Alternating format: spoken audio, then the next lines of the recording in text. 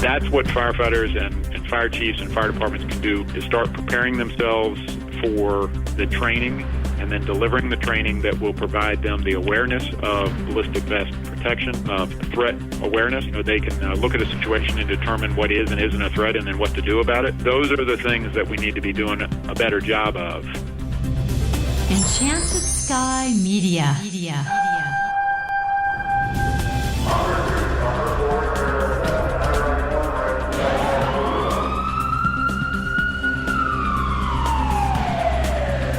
From the Enchanted Sky Studios in Prescott, Arizona, this is Code 3, the Firefighters Podcast, hosted by award-winning journalist Scott Orr. Code 3 features interviews with leading members of the fire service, discussing firefighting strategies, tactics, and other topics you need to know more about. Now, here's Scott. That's right, and I will not let Parkinson's stop me. Thank you for joining me again here on Code 3. This is the show for and about firefighters. We're informing and entertaining members of the fire service, just like you, from coast to coast. On May 15th, Appleton, Wisconsin, Engineer Mitch Lundgaard was shot and killed while on a medical run. A police officer was shot and survived, as did a bystander who was also hit. The call for a man having a seizure on a bus came out at 5:30 p.m. When the engine crew arrived and started treatment, the patient got off the bus and walked away. The specifics are still unclear, but the patient produced a gun and fired. Police shot back and killed him. Here to discuss the impact of this tragic situation is Marc Bashoor. With 37 years in emergency services, Marc is currently the Highlands County, Florida Public Safety Director. He spent 6 years as chief of the Prince George's County, Maryland Fire EMS Department and 5 years as emergency manager in Mineral County, West Virginia. He's the executive editor of FireRescue1.com and FireChief.com. And Marc Bashoor joins me now. Welcome to Code 3. Hey, Scott, thanks for having me. I appreciate it. So this was just a medical run. Is it time to start acting like the cops who say there is no such thing as just a routine traffic stop? Yeah, I mean, that's really a tough one. I mean, we have said for years that the fire department, the fire and EMS departments, they're ones that people look forward to us coming. They are happy about us being there, and we typically treat them with that reciprocal respect. You know, we come ready to do our job, and typically fire EMS departments don't look at every call as a threat. And ultimately, I think it's time that the fire and EMS departments really start taking a hard look at every call as a threat. Too many things happening, whether it's shootings like this, whether it's roadway incidents, whatever it is, somebody is out to get us. And I don't mean that as antagonistically as it sounds, but ultimately, somebody's always out to get us. And maybe it is time we start looking at everything as a threat. Now, Appleton firefighters have Kevlar vests that they could wear to dangerous calls. They weren't wearing them in this case. Does this incident suggest that we ought to be wearing them on every call, or is it just an unusual situation? That's a tough one, too. The vests are not yet institutionalized across our industry. I can tell you that in the fire department where I'm now forming a combination department down here in Highlands County, Florida, we are going through the evaluation process for vests now, even here. It is something that isn't institutionalized, but is something that departments are going to have to take long and hard looks at not only the purchase, but the policy and training that goes along with it. It's not like you can just throw them out there, put them on people, and expect, okay, they're protected. They do have to have, again, the department has to make the decision, first of all, are we going to buy them? If we are going to buy them and we're going to equip our people with them, are we going to require them to wear them all the time? That's not an answer that I can give every chief. I can tell you that if I find myself in the situation that I find Appleton in right now, I think that's, the logical decision would be, okay, we're going to have to start wearing them on every call. Whether that is the right decision or not is yet to be seen. I think that has to be an evaluation the chief in Appleton makes, and an evaluation every chief in the industry makes. But the logic in most of us will say, yep, it's time to just start wearing them on every call.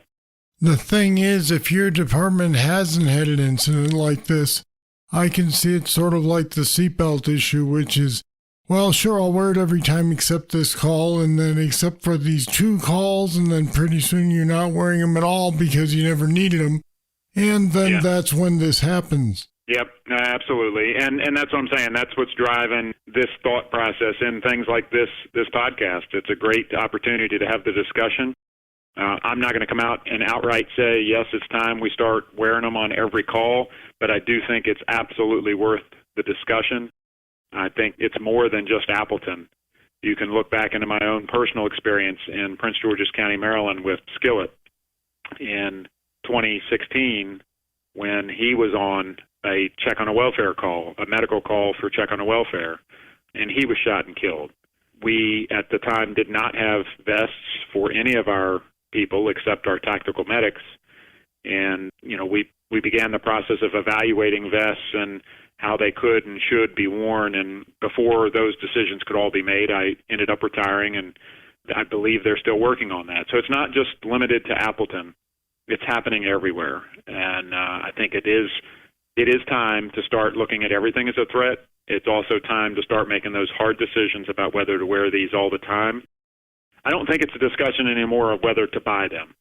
I think we've answered that question now over and over. It's time to buy protective vests for fire and EMS people. Whether we wear them on every call or we allow the officers to have that discretion, that's what's, in my mind, still open to discussion. Well, I'm reminded of the situation in California where the firefighters responding on a fire call were ambushed by the man who wanted to shoot them. I mean, in that case, I think it could possibly be unrealistic to say you should wear Kevlar while you're fighting a fire because it restricts movement a whole lot, makes the air pack hard to wear. But at the same time, if they'd had the vest, it might not have turned out the way it did. Yeah, San Diego was a rough incident. That was one where, again, I talk about the discretion of the officer. Would they have chosen to wear them on an odor or smoke call? Most likely not. I mean, that's one of those calls, and yes, it restricts movement. It adds weight to an already 70 to 85 pounds worth of weight added to you. Will add that weight to it. It's also important to understand that the Kevlar or ballistic vests, whatever material they're made out of, they are not the end-all be-all. They are not full encapsulating vests. They're protecting the core, and with that protection also comes the need for training, for decision-making processes amongst our people to make sure that they have good threat recognition skills. It's not, I said it kind of in the beginning, it's not something just to throw out there. It really is a lot more than just buying the vest and just getting people to wear them. We've got to focus on making sure people have got the training, the skills, and the knowledge, not only when the right time is to wear it, but how to use it and what the realistic expectations of the protection is. And since you mentioned that, I'll point out that your average civilian will refer to a bulletproof vest, but they are far from bulletproof. Absolutely. And, most of the vests that you see fire departments purchasing are not the highest level protection. The highest level of protection that protects against the highest velocity weapons. If we were to expect fire and EMS people to wear those all the time, the ability for those people to move and maneuver in tight situations, again with the extra weight on top of what they're doing, would truly restrict our ability to perform our job. And it's that's something where people have to realize, and that's part of the training. Those vests, like you said, are far from bulletproof. And when we're dealing with the lower levels of protection based on the threat assessment, then it just adds to the understanding that they are indeed not bulletproof. Getting back to the situation at hand, Appleton has a population of about 70,000, It's not LA, it's not Chicago. So this shooting reminds us that these events can happen anywhere. What can firefighters do to prevent future incidents like this one from happening, or is there anything they can do? I'm not sure that firefighters can prevent this kind of thing from happening with respect to the public's display of weaponry or use of weaponry. That's not the firefighter's mission. Our mission is to respond to the fire and EMS emergencies and deal with those. So what firefighters and EMTs can do is to better prepare themselves for threat recognition, for awareness training, for understanding what ballistic vest protection provides and doesn't provide, and how to deal with those situations, much like we've dealt with active shooter training and pretty much the mantra of run, hide, fight is something that we've given the public that's totally unprotected. We haven't given firefighters any mantra to use other than wear your gear and, oh, here's a vest, let's put it on. We have got to start, as chiefs, we've got to start taking this serious.